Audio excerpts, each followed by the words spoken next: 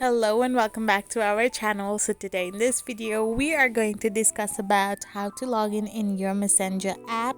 So without wasting much of our time, let's get straight into the video.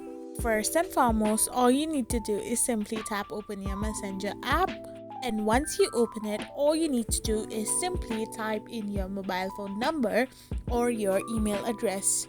So once you type in your email address or your mobile phone number, you need to now type in the password of your account. So to get logged in into your Messenger, you need to first create a Messenger account as well. So once you are done typing in both the credentials, press on the login button and you will get logged in into your Messenger account. So now all you gotta do is simply enjoy chatting and calling your Facebook friends. I hope you found this video helpful, so don't forget to hit that subscribe button and do give us a thumbs up. We will be back again with these informative videos.